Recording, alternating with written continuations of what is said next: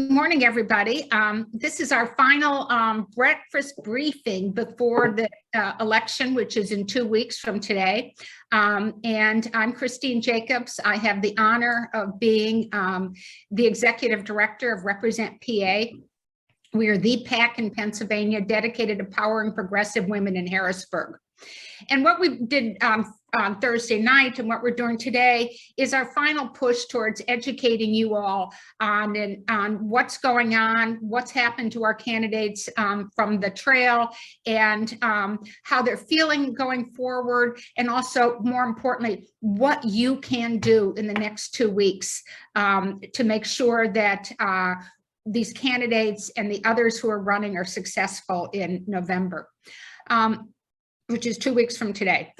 But one of the things I wanted to mention is, the next time that we call together a breakfast briefing will be probably the week after the election. And I need to start scheduling that with our team.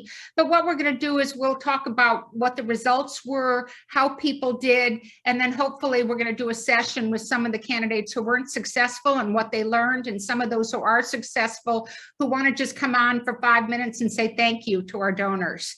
And the women you're going to hear from today, we have fully invested in. We know that they're great candidates, and we just want one more time for you to hear from the high quality candidates that we've invested in this year, so that you know how well we're doing, and so you get, and how well these candidates are doing, but also that you understand that your money was invested wisely. Now we just got to get them over the finish line. We're pleased to have once again Lucy Noland as our facilitator. She's a journalist who's won multiple awards, and she's taken the time to interview each of the candidates before this session so that she can help tell the best story. And these are the four women that we're highlighting today.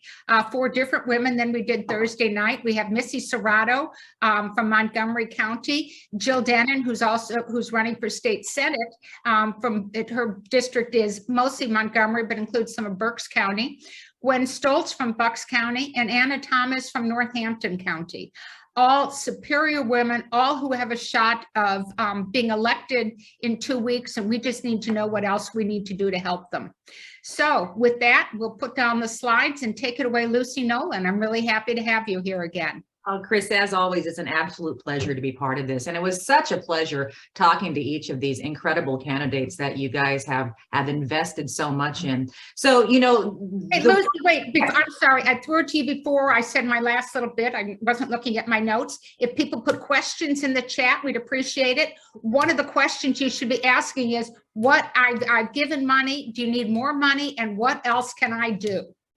So you all be thinking about it, because the next 2 weeks for all of our donors and friends, you should be very busy in the next 2 weeks helping these candidates. So be sure and be thinking about what else you can do. Okay, Lucy, sorry, it's yours. No, it's completely fine. Anytime you want to just interject, please do, seriously. So the word midterm seems, pretty darn bland. It's midterm, and historically, that's pretty much the kind of voter turnout midterm elections have elicited, markedly mediocre. But this year's midterms are anything but bland. This is a crucial election, and some would argue that democracy itself hangs in the balance. So let's get to it and meet these candidates. 3 vying for the House, as Chris said, and 1 for the Senate. And since you've already gone over the districts, let's just begin with you, Melissa Cerrato. If you could briefly just tell us a little bit about yourself, and also about how Represent PA's early funding has impacted you and your campaign. Absolutely. First, I want to say thank you to everyone for all of the support that you've shown me and continue to show me in my race. I am Melissa Cerrato. I'm a mom of 4 daughters who has previously been running a state legislative office for Rep. Liz Hambidge for the past 4 years. I've gotten to see firsthand exactly what is happening in Harrisburg and gotten that peek behind the curtain. Unfortunately, I wasn't happy with what I saw, so I decided to step up when the call came in asking me to do so. And here we are trying to save democracy and all of our rights. Represent was the very first large check that I received for my campaign. And it was so vitally important that when Christine actually called me, I was in tears on the phone. The reality is that early money means so much. Because in order to get anyone to believe in your campaign, they want to see that somebody else does first. And having Represent step up and be that first true support of my campaign opened the doorway for other groups to take notice of me and the work that I plan to put in. And that enabled me to pull in more donors. The actual money helped me. We've knocked over 54,000 doors in my district. Over 6,300 myself, but it allowed me to be able to get my mailers out early because my opponent started very early. And it enabled me to be able to reach people that I wasn't able to reach on the doors. So this early money opened the floodgates for other people to have faith in me the way that Represent did. And it also enabled me to reach out to those voters that I could not have gotten to otherwise. So it was extremely important, and I can't thank you all enough. You know, that first get is always the hardest, whether it's a campaign, in business, whatever it is. So that's so important. Thank you so much, Melissa. Our Senate candidate is Jill Dennin, of course. So Jill, tell us about yourself, also about how that early funding from Represent PA has helped you. Sure, thank you. I'm running obviously for the Senate 24th in Western Montgomery, part of Berks, and I think I've been on here enough that people basically know me and know my background. I served 8 years on the school board, substitute teacher, raised 4 sons. Missy and I have bonded. She's raised 4 girls. I've raised 4 sons. Well, she's in the process of raising her daughters. And I have been volunteering in my community for years. And I have seen some things that I don't think are equitable, and that's why I'm running. I view this as an extension of my public service. So I was actually prodded and asked to run when the maps changed. Senator Mensch is retiring, and this district went from very red to very purple. And the phone started ringing, and people said, "You have to run, you have to run."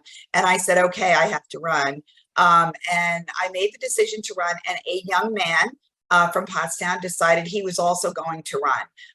I felt very, very strongly that I would be the better and the stronger candidate with my fundraising abilities and my ability to knock doors and have the time to do that. So if it wasn't for Represent helping me in the primary, I would not be here, because it allowed me to do a mailing. It allowed me the time to not spend to not be on the phone fundraising, but to be out knocking doors. So that was key to my race. And I won the primary with close to 75% of the vote. And Represent has been my single biggest fundraiser. My single biggest amount of money has come from Represent. And the thing that I think people do not realize about Represent is they are doing all of that hard work behind the scenes. Christine is going to and hosting and getting people to host one event after another. And that time that she is doing that allows me to knock doors and talk to voters. And so that to me is really the key of what Represent does. The Republicans in general and my Republican opponent has not knocked any doors. And I think knocking the doors and getting the voters is what is gonna help me pull out a win in this race. Plus, those face-to-face meetings at the door, they can really offset a lot of the stuff that comes in those mailers, right? Because then they know you. Then they know you. All right, Jill, thank you so very much. In Bucks County, it's Gwen Stoltz. And Gwen, good morning. And could you briefly tell us about yourself and then also about Represent PA's funding and the importance to your campaign? Oh, and I think you're muted, Jill. Gwen, I think you're muted. Oh, I'm still muted. How 2020 of me. So happy to be here with all of you and so grateful for your support. Yeah, I'm running in the 143rd district, which is now this big horizontal slice out of Central to Upper Bucks County. And I grew up in this area. I went through the public schools here. I'm now raising my 3 children here with my husband, Frank, who actually grew up on a farm in the area.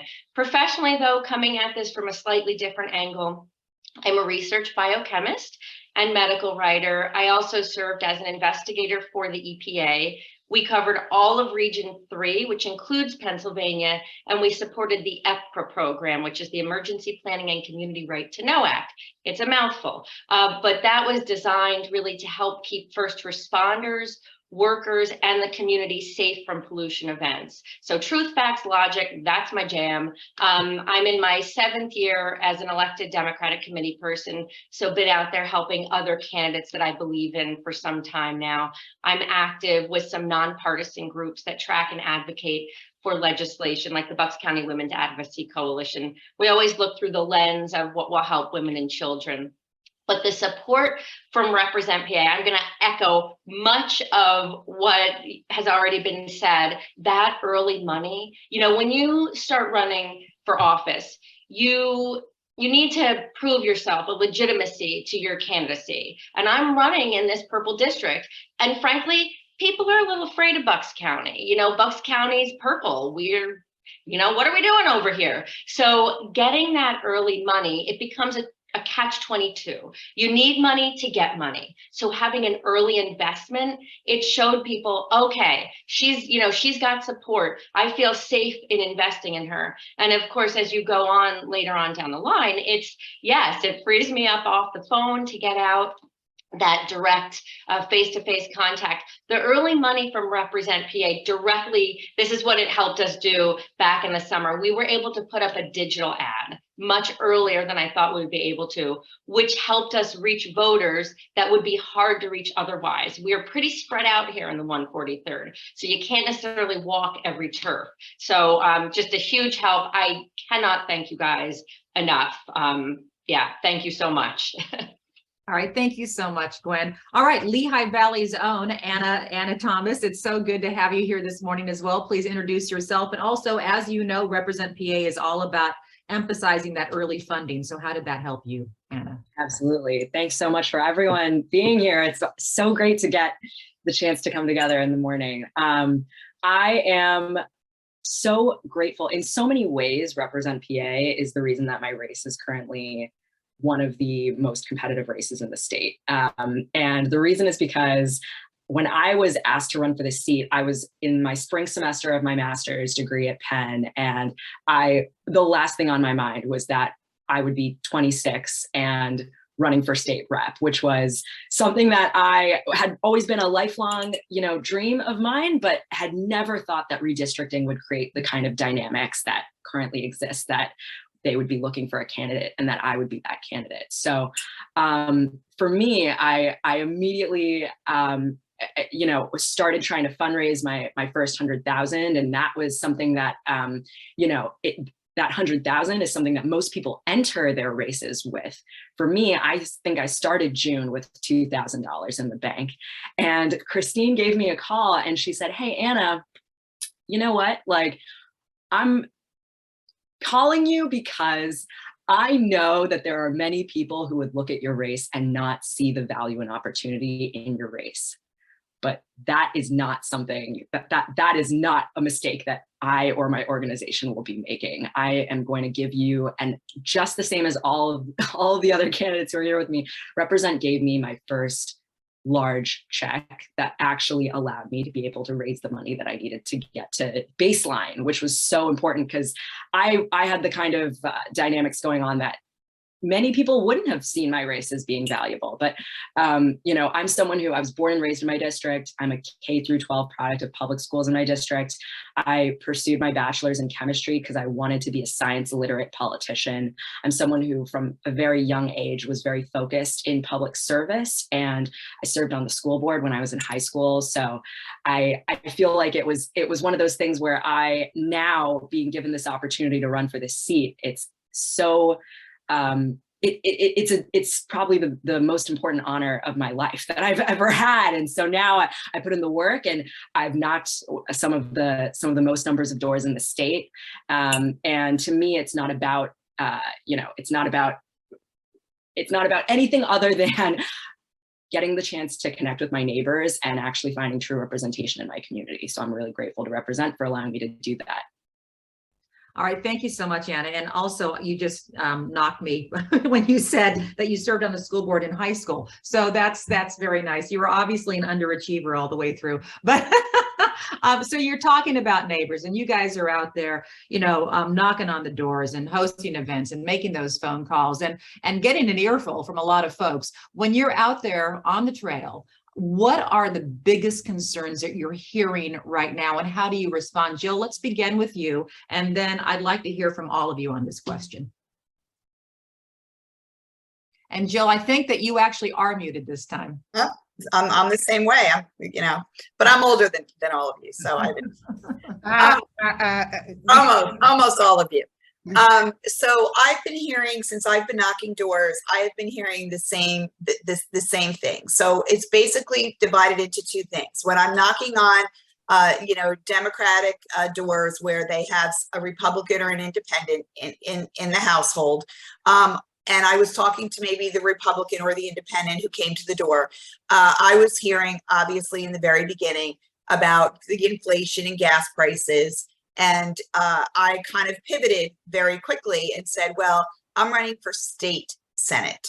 And, gas prices and inflation are a complicated global economic issue. I'm here to talk about the issues that are important to the state of Pennsylvania. And then I would pivot. When I started knocking, switched the universe of knocking to drive Democratic turnout, which is what I've been doing for the past month, I have to say that I have never seen this kind of enthusiasm, and I ran for State House in 2020. People come to the doors, and mostly women, and they're like, oh my God, I am so scared. I am so scared about my daughter's reproductive rights. I am so scared about my reproductive rights. I am so scared about what they're doing with abortion legislation. Many people are very, very concerned about, quite honestly, the fate of democracy in Pennsylvania. They're scared to death of Doug Mastriano. They are scared to death of the Christian nationalism and the fascism that is creeping in to our school districts and our townships through the supervisors and the school boards that they have elected. So I am hearing a lot. I'm hearing the word scared a lot. Concerned, this is serious. I am really hearing that a lot at the doors, and oh my God, we have to win. And normally I would have to tell people, remember to vote down ballot, remember to vote the whole, and I don't really feel the need to tell them that. I knocked yesterday, and the overwhelming majority of people who answered the doors, which is only about 20%, 20 to 30%, said to me, oh my gosh, I've already voted. Of course I voted. Yes, I voted for you. And you do get one or two independents and one or two, Democrats who really have bought into the 15 flyers that she has against me and the attack ads that now she has on network TV. And they are a little bit like, I'm not sure. So it is an opportunity for me to bring them back to what the real issues are. And just as a funny aside, the last thing I'm going to say, knocking the doors, is that I was not able to raise the kind of money to go on TV a lot. I did have a commercial where I'm talking to the voters, and I only had 3 flyers out that I put out that IEs didn't put out. And my opponent had about 14, and 12 of them were attack ads on me. And I think we all know that they take the ugliest picture that they can find of us, and they can put it on a flyer. And they can also manipulate that picture to give me 4 chins or to make me look 30 pounds heavier than I am. So what I had heard more than once at the doors in the past couple of weeks when I have knocked, and I have to say it's always the men, and it's older men, and they look at me and they go, oh, you're her? You're Jill Dennin? And I said, yeah. And they're like, you're actually very attractive. And the first time someone said it to me, I just looked at him and I said, oh, thank you. And he goes, I saw you on your commercial. And he said, and I hadn't seen you except on those flyers that your opponent is sending out. And I was like, oh, thank you. And then the next week I went to another door, and this real old guy looked at me and he goes, and they always use the word actually, which cracks me up. You're actually pretty. I said, thank you so much. No one's ever told me that before. So there's a silver lining to everything. And if we don't have fun with it and we don't be lighthearted about this, we're doing what we can. And I tell Missy this, and I tell all the other younger women who are doing this, we are doing a public service. And win or lose, we have put our all into this. And at the end of the day, you can only control what you can control. And you have to have some fun with it, and you have to put it in perspective. Exactly. Jill, thank you so much. Melissa, your take when you're out there on the trail and what you're hearing, main concerns. Absolutely. So very, very similar to what Jill is seeing is that we have a lot of people, and I actually have had a different experience because I've had, when it comes to reproductive rights, I've had it come from all angles, Republican, Democrat, Independent, men, women, old and young, that I'm hearing their concerns, but I'm also hearing a different side of that concern. So not only are they concerned about the reproductive freedoms, but they're truly concerned that this is a pathway to limiting our rights in many other ways. They say, if we allow them to take this step, when are they going to stop taking steps to limit our freedoms?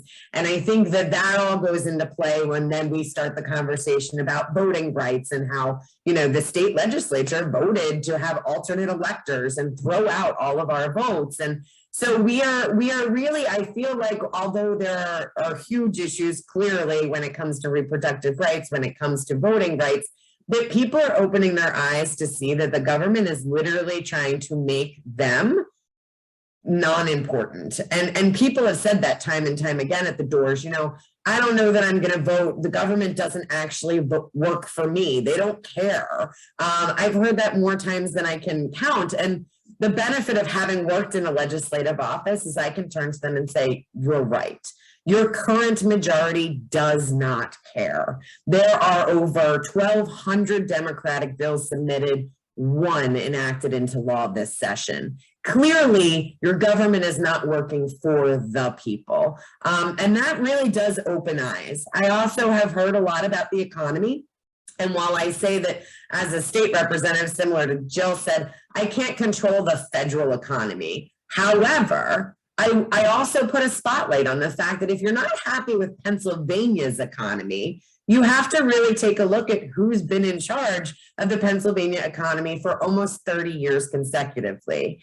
And that's kind of eye-opening as well, because they're like, well, no, there's a Democratic governor in place. And I say, he has no ability to get anything accomplished if he doesn't have a legislative body that's working with him. So I've been able to turn a lot of the conversations that may have gone negatively towards a Democrat based on what they've seen in the news into a true, let's put the mirror in front of where it belongs. And people are really opening their eyes. I feel very confident in the work that we've done and those conversations that we've had at doors. And I think people are very truly engaged. I think it's going to be an interesting race because in 2018, we didn't have no excuse mail-ins.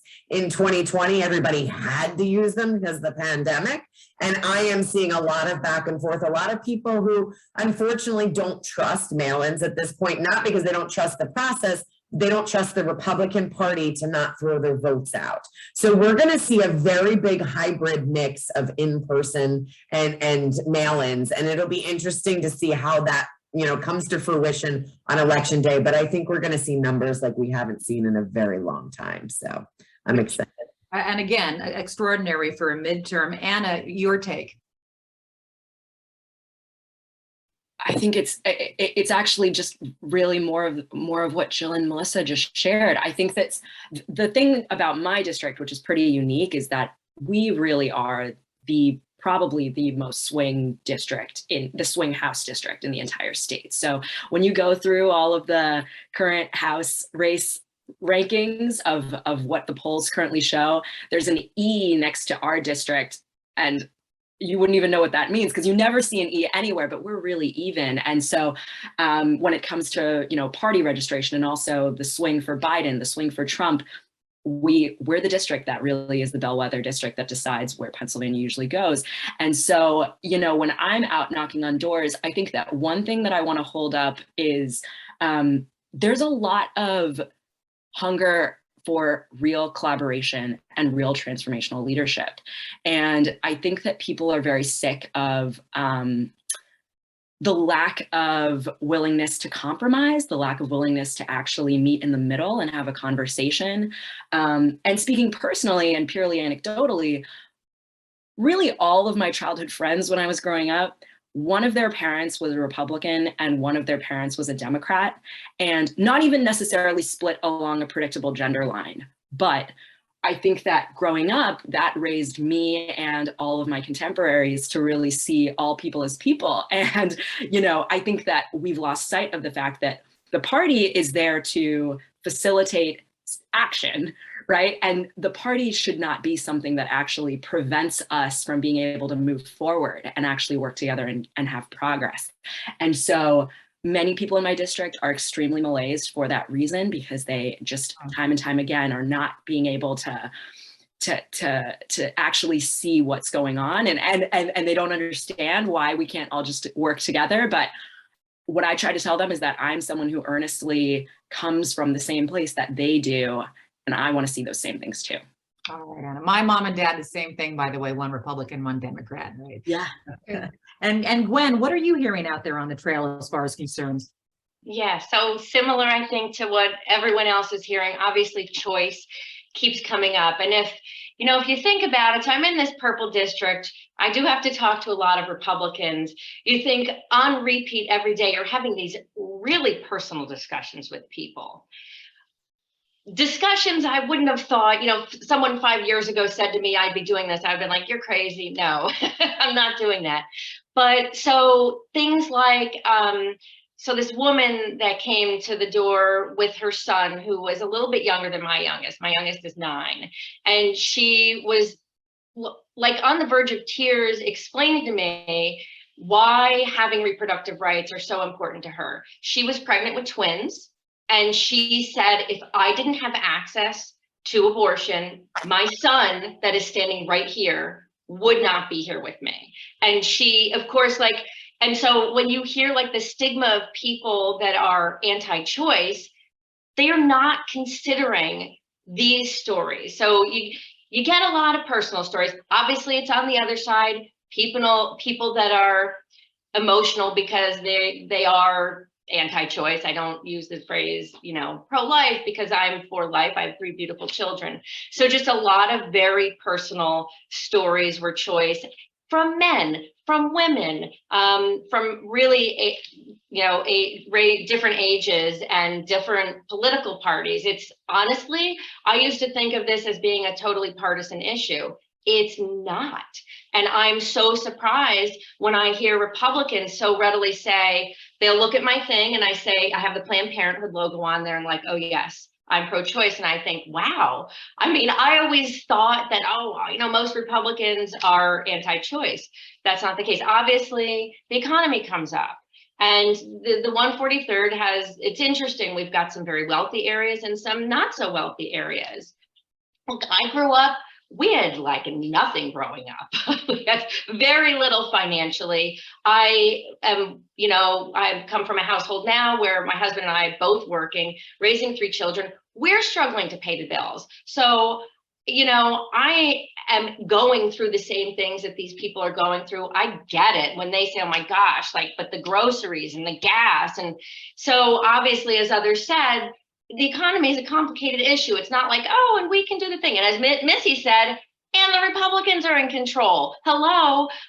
But the one thing that I do talk about that people, I think, enjoy listening to is I'm a small business owner. I come from a family of small business owners. And in Pennsylvania, our economy is based on small business. So the question is, what can we be doing to support our small businesses and our local economy? And people, because that's economics 101. If you have thriving local economy, you can increase pricing, competition, and supply, which is what brings prices down. So that has had traction at the doors. But there's also a lot of just general, I'm sick of the extremism and the polarization. I don't want to vote. My vote doesn't matter.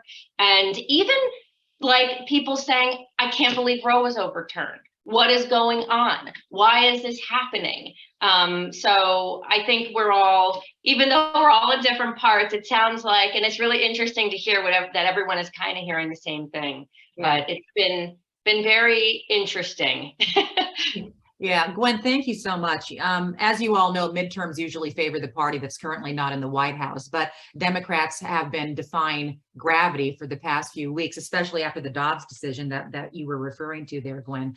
But the latest national polling looks a little more favorable for the GOP.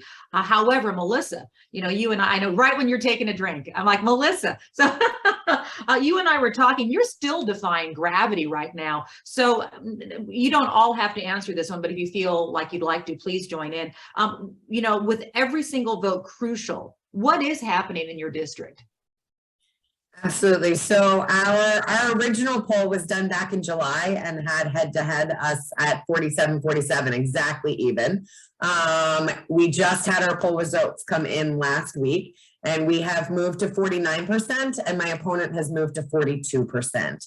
So I take very little stock in the actual number of the polls, but seeing that we've moved up and he has moved down so significantly shows that the work that we are putting into this race really is paying off, that people are paying attention and they are motivated. We're going to keep fighting, but at this point, our future looks very positive. We've all seen crazy things. I like to say the antidote that in 2016, when we woke up on November 9th, we were all very, very emotional on the results.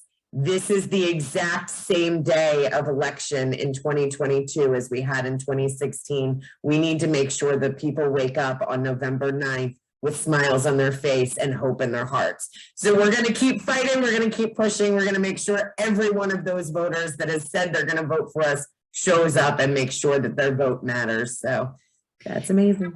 If I could comment on what Melissa just said. Missy's referring to Liz Hanbidge's election 4 years ago. And Liz Hanbidge in Montgomery County ran against a woman named Kate Harper, who was thought to be a good Republican. And everybody said, oh, she's a good Republican. When you look at her record, she was not, she was pro everybody gets to own a gun. She was pro a lot of stuff but she showed up at every ribbon cutting, every Eagle Scout ceremony, everything. And she was nice. And so everybody said she's a good Republican. And the fact that Liz knocked her off 4 years ago, we took great pride in, because we'd been an early supporter of Liz's back when we had less money than we do now. And since Missy worked for Liz, I just find it fascinating that you're seeing echoes of 4 years ago. So I had to throw in the comment. He overturned an 18-year Republican incumbent and became the first ever Democrat to hold her seat in her position. I'm up against a 12-year Republican incumbent, and we're hoping to do the very same here in district, making me the first woman to hold this seat. So we're very excited. We're just going to keep pushing. You all know how proud I am of our work. Yes, so thank you. It's about firing up the voters, right? But a lot of you are actually seeing those voters already fired up. Anybody else want to jump in on this? Otherwise, we can move on to the next question. I'll just jump in real quick about my polling and the data that we've seen. So I was obviously down significantly, and the polling is regional, so it's hard to say. So then I ended up being in a tie, a statistical tie, which is huge. And Katie Muth is the woman that I turn to, because Katie knocked doors, and she said to me in the very beginning, Jill, if you don't have money, go knock the doors. And that is what we have done. I personally have knocked, I don't know, close, I've lost count, but somewhere between 4,500 and 5,000 doors. And our campaign has knocked over 30,000 doors. I think that is really, really crucial when you don't have the amount of money that you have. So our polling again is, I don't take a lot of stock in it. Obviously you want to hear that you're even or you're up. I had a regional poll. The last regional poll shows that we are up 3 points. But when you drill down, they're like, well, you might be down 4. But then again, if you take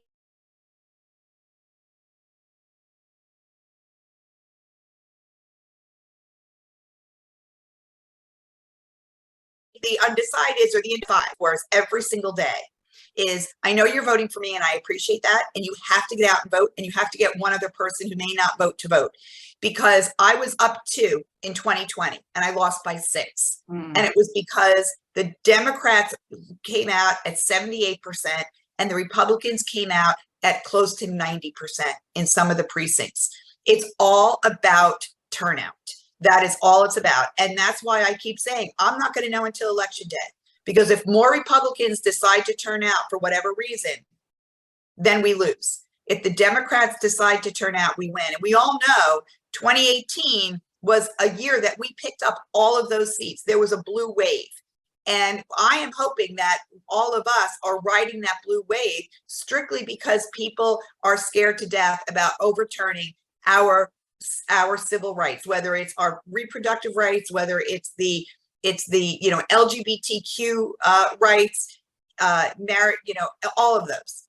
Yeah, and Jill, that's what you guys are hearing is there is fear out there, especially when it comes to our democracy, right? So we did touch on this in the last forum, but I think it's worthwhile talking about this again. So the U.S. Supreme Court is expected to decide whether to grant authority over elections to state legislatures. It's a legal argument known as the independent state legislature theory.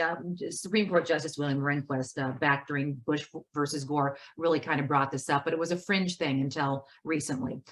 So now if the Supreme Court adopts this once obscure theory, it would radically change our elections. It would give state legislatures broad authority to gerrymander if they so wish electoral maps, pass voter suppression laws if they so wish, and it would provide them a pathway to overrule the popular vote in presidential elections by refusing to certify the results and instead setting their own alternate slate of electors, which unfortunately we all know way too well. This is literally going before the U.S. Supreme Court. Anna, your master's from Penn is in public administration. So let's begin with you. And once Anna answers, whoever else would like to jump into the discussion, please do. So Anna, what is your take and what do you believe the impact would be on the Commonwealth? We're the only democracy in the entire world where electeds can actually choose who gets to vote for them. And that's without this Supreme Court decision that's currently in the balance, right? Something that I always talk about at doors whenever I'm out speaking with voters, and when someone tries to tell me that their vote doesn't matter, immediately what I tell them is, that is sometimes the case when it comes to presidential elections. But when it comes to our state elections, there's no state electoral college. Your vote actually 1-for-1 counts and is going to be factored into the total. And I can win my race by 1 vote, 2 vote, 3 votes, right? So I think that it's something that is very much a psychological trap that people fall into, where they say that their vote doesn't matter. And for us as a state to be entertaining something there, anything that would prevent us from being able to allow people to have expanded access to democracy is something that really threatens the fabric of our existence. And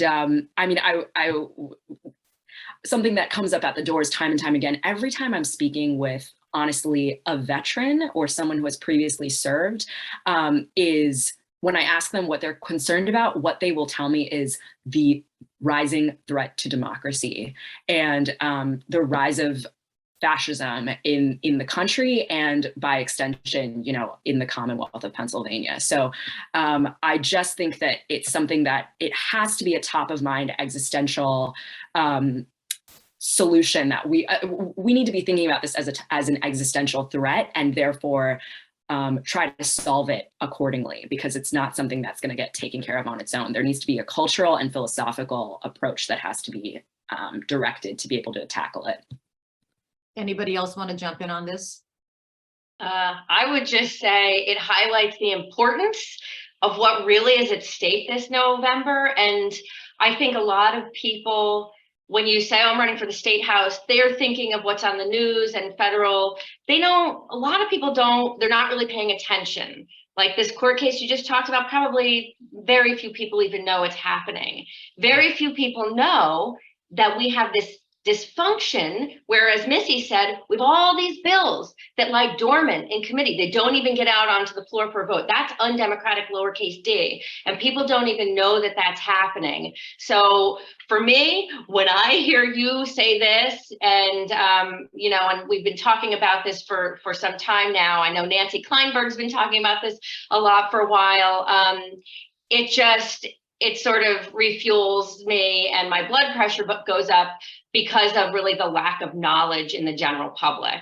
So yeah. Gwen, you know, you mentioned something about the committee, so let's pivot to you, Melissa, very quickly, because we were talking about this when we were having our very nice chat. And I think a lot of Pennsylvanians don't realize the construct of legislative committees and why it creates this wall that you keep hitting. So please explain that and what you would like to do. Absolutely. So I actually had a candidate forum with my opponent about 2 weeks ago, and the question was, if you get elected, how do you cool down the temperature in Harrisburg? Things are so heated. And his response is, we all get along great. Everything's working perfectly. The only thing you see is the fight in a hockey match. That's what you're seeing in Harrisburg. But really, we work well. And my response to him was, with over 1,200 bills submitted by Democrats this session and one passing into law, clearly we're seeing dysfunction. The way our committees are made up is there's 15 members of the majority party to 10 members of the minority party. We will never see action in Harrisburg if we don't change the House rules and change the formation of our committees. If we can get a 13-12 split, and I don't care who's in majority, Democrat or Republican, we can very easily say to our colleague on the other side of the aisle, hey, you have a nonpartisan bill. I'm going to get one of my colleagues to agree to sign on. I'm going to ask you to have one of your colleagues agree to sign on to my partisan bill. We can move 2 pieces of legislation forward that will both help all of our communities. And we're going to do this because we're going to work together. You're never going to get 6 people across the aisle. And that's why we're seeing the gridlock that we're having. So the very first thing that I plan to do on, you know, we all need to save our rights. We all need to save democracy, but none of that's going to happen if we don't change the way that our House rules are divided in our committees. And so that's going to be my first get-go when I hit Harrisburg, is to fight to try and see that changed. Yeah, so I mean, I just thought that was such an interesting point that a lot of people don't realize about, you know, how the committees work. And so this kind of brings us to the balance of power, right? The state house has been controlled by the Republicans since 2011, the Senate since 1994. And what do you want Pennsylvanians to understand about the state legislature to reinforce the importance of flipping one or both chambers? For instance, one of the things that's happening right now, because we have a Democratic governor, is that the GOP quite often is basically legislating through constitutional amendment, right? Because they know they can't get stuff past the veto of Governor Wolf. So they're changing the Constitution to try and do that. There is a House Bill 2340 right now that is from Ryan Bizzaro out of Erie. He's a representative from Erie, that basically would make it so that you would have to have a 2/3 majority versus a simple majority to get a constitutional amendment passed. But this is all about the balance of power. So Jill, why don't you start us off, and then whoever else would like to jump in, please do. So yeah, exactly. And I think people just don't understand that. And, you know, I think Missy really laid it out very clearly about what is going on. And one of the things is, the first thing you're asked to do when you go to the legislature is vote on the rules. And and if they have the majority, the rules are never going to change. So that, and people don't understand that. I think that's why conversations at the doors are so crucial. And I started that conversation at the doors with people because I started talking to, believe it or not, young men, young men between the ages of 18 and 30. And they were really concerned about gun violence, because it was a lot of times people who were their peers and they saw, you know, mental illness, and they started cheering with me. I'm afraid to go to a rally. I'm afraid to go to a concert. I'm afraid, you know, on my college campus. And how come you guys haven't done anything about gun legislation? And that's when that conversation happened about the rules. And I said, there are 12 common sense gun reform laws that all of us agree on. I said, but literally 5 people in the state legislature are holding that up. Liz actually, Handbridge, had a discharge amendment saying, let's just have a vote on this. And they said no.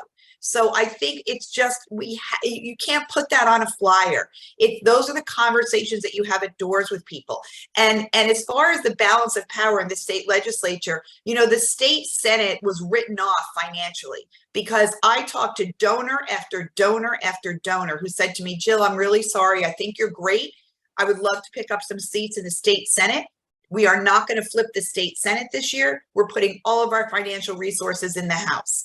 And what are you going to say to that, except that this election, there in 2 years, there's going to be other state senators up for election. And why wouldn't we put some resources into getting 2 more people in the state legislature? And when it comes to the abortion constitutional amendment, right now we only need 2 because 2 Republicans voted against it. So we only need 2. And I think people just do not understand the crucial importance of getting out and voting. And yes, it is a balance of power, and we need to change the rules. The constitutional amendment rule to 2/3 is crucial. That is crucial.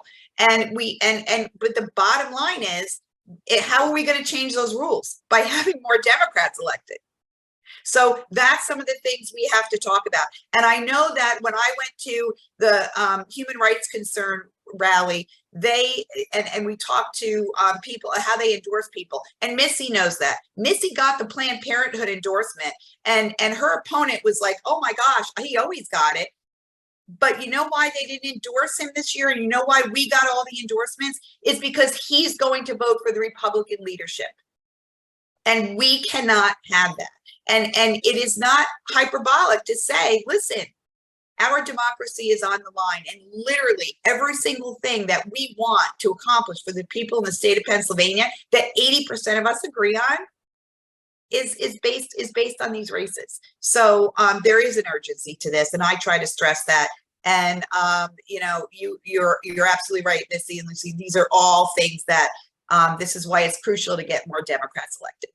Yeah, you're talking about the Dobbs decision there, Jill, and you know, each of you has heard a lot on the trail from folks about the striking down of Roe and what it's, you know, the impact on Pennsylvanians. When you talked eloquently about the woman who had the problem with her pregnancy with the twins, and you know, she was moved to tears when she was talking to you with her son standing right next to her. When you arrive in Harrisburg, what do you plan to do? And then anybody else can join in too, of course, on this. Well, yeah, share what Missy and Jill have been saying. And I think I said this to you when we spoke on the phone. It was immediately this rules change because we can't get anything done. We're just going to be playing defense. First of all, we need to take the House. So let's say, yes, let's take the House. Then we take the House. If we don't do a rules change where when there's clear bipartisan support, I just feel like we're doing a disservice to the people living in the district. So that's number one. I agree also about, you know, this legislating through constitutional amendment. It is a sneaky sidestep around the governorship. So I think when you talk about how can people's voices be heard, it's a lot of things. It's make the rules change so that bills are brought up. It's ending gerrymandering. It's getting money out of politics. I mean, it's all of those things, but day one, it would be that rules change. That would be the first thing I would be quite happy to vote for. And then hopefully we'll be voting to have Joanna McClinton be the next speaker. Anybody else want to chat about that? So I just have a quick point. You know, I don't think people realize constitutional amendments. They're like, well, it's getting down to the people. We're allowing the people to make this decision and this choice. Literally 11% of all voting Pennsylvanians decided to limit the governor's ability to extend an emergency declaration. 11% of Pennsylvanians made that choice. We can't leave decisions like reproductive health care in the hands of 11% of all registered voters, not even Pennsylvanians as a whole. The checks and balances are put in place for a reason. And I think that we really need to focus on how this is happening, why we're allowing it to happen. Seeing 30 constitutional amendments in 30 years, as opposed to like the 80 that are currently sitting from this past session, shows what they're planning to do. And I think that You know, the hardest part for us is information, getting information out there, the cost of getting information. You know, there's studies done. If this constitutional amendment passes through, if we don't flip the Pennsylvania House, if we don't get enough votes in Senate, if we end up in January having another vote on SB 106, we will see it on our ballot. It will cost us millions and millions in dollars to inform people what this legislation is and how to properly vote on it and how to understand it. So when we talk about the money that could be used to help other people in other programs, we also have to look into the fact that, like, information is out there. When you hear a lie enough times, it becomes a truth, but getting the truth to cut through those lies costs a lot of money. So if we can stop it in advance, we save our state and our funders millions and millions of dollars. So we're just going to cut it off at the pass. We're going to flip the House. We're going to gain seats in the Senate. We're just going to make it happen. All right, so let's take that money and talk about you guys. We've got 2 weeks left, right? There's a lot that needs to be done for you guys. So what can all of us, what can everybody here do to help you, whether it's money, whether it's door knocking? Lightning round, start off with Anna. It's all of the above. I think especially in my district, what I really need is just as many people who want to come up from Philly to the Lehigh Valley, which is a great trip, especially this time of year. You get to see all the fall foliage, but really what it's about is just putting a personal touch to the campaign and a friendly face to me, right? My opponent is someone who is infamously, you know, kind of has been able to relax because he was running in a gerrymandered version of this year's district. And so he's never really had to run an aggressive field campaign. He's never actually had to really talk to his neighbors. But we actually are in stark opposition to that. We send, you know, follow-up postcards when we're talking to people at doors, right? And so I think that that's something that is huge. If anyone could come up and knock doors with me, and if you can't come knock up, if you send us a donation, and that will allow us to, you know, get someone to to knock in your stead. So it's just about how do we get numbers on doors. Jill, you want to go from there? Yeah, I think it is. It's doors and dollars. And if you can't donate money to the campaign so we can get our message out, right now, I'll be honest, I need $10,000 to stay on TV. If I don't get that $10,000, I'm going to go dark. There's just no more money left. And she has a commercial on the nightly news, and I just can't compete with that. I'm even done sending out mailers because we need to reach the most amount of people in the least amount of time. And the way you do that is TV and people door knocking. So if you cannot afford to donate, then please, please, please door knock. And I just want to say, you know, one final thing real quick about the whole, you know, abortion, constitutional amendments, the rules.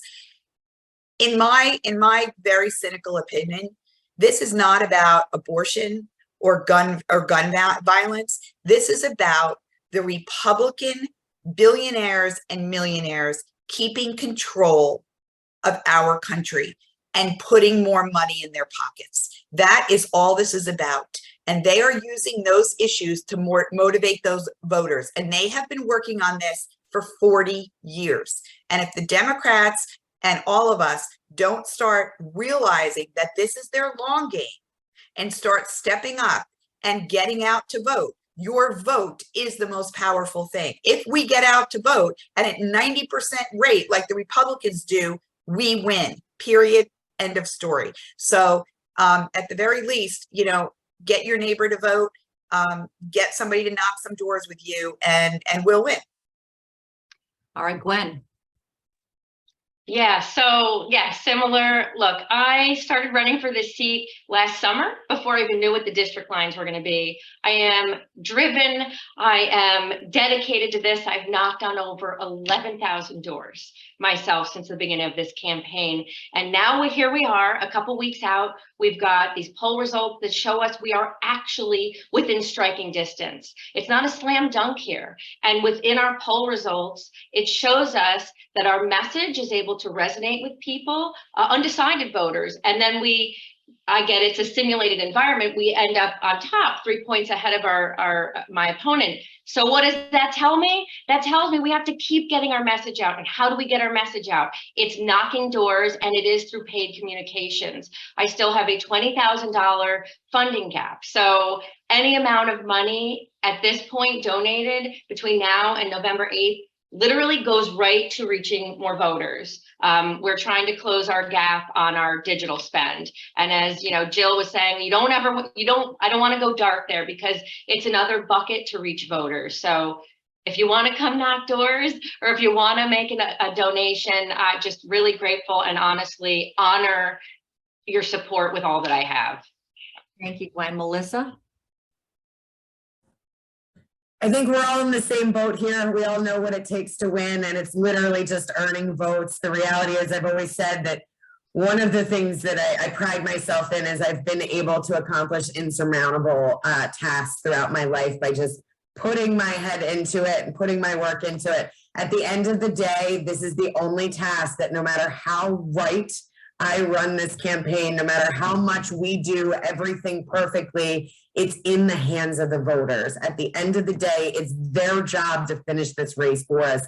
And that means that we need to make sure they are all taking that responsibility to heart and really using it. So for me personally, it's connecting with the voters in my district. If you can knock a door, if you can text bank, if you can phone bank, we have 20,000 people in district that we want to reach before the next 14 days are over, and we're pushing and we're getting it accomplished, but it is day by day, begging and pleading. And we have amazing volunteers that have come week after week, but we're trying to get extra boots on the ground, because this is a heavy lift. And at the end of the day, again, we want to be able to celebrate together, and that means that we have to work together to get it done. So money, obviously, if you can't walk, money is helpful. It helps us get other people that we can have a paid door knocker, et cetera, et cetera. We're trying to get those volunteers so we don't have to put out the money to do it. But if there's enough people that can't come knock and they can donate, it'll enable us to be able to pull somebody else in that way.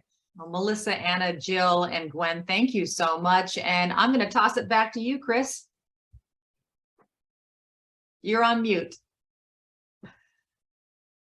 Thank you, Lucy, for coordinating this. Thank you all for our candidates.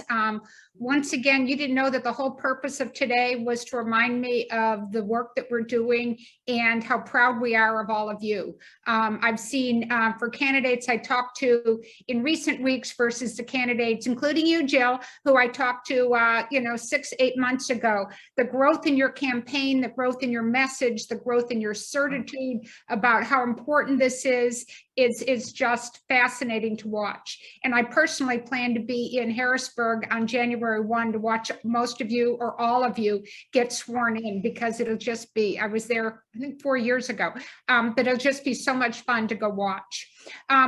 Thank you very much. I really appreciate all the support of the Represent donors. Today, you've given us a lot of interesting quotes, candidates, that I'm sure our communication team will be sending out to all of our mailing list, which has, I don't remember how many thousand people on it. Remember, nothing you do right now is more important than supporting these candidates. I have a 3-hour shift in an hour with the Pennsylvania Dems, where I answer people's phone calls about, where do I go vote? Am I registered? How do I get a mail-in ballot? So we all have our things that we can do, but the most important thing for us today is for you all to understand how fabulous these candidates are, how proud we are of them, and now let's get them over the finish line. So thank you. And thanks everyone. Watch for announcements after the election or in the next week or so, where we're going to start bringing on, won't it be great to see these 4 women in a few weeks saying, and I'm already practicing, I'm already learning, I'm already getting bills to look at, I'm already figuring out which office I get. Won't it be great? So thank you very much.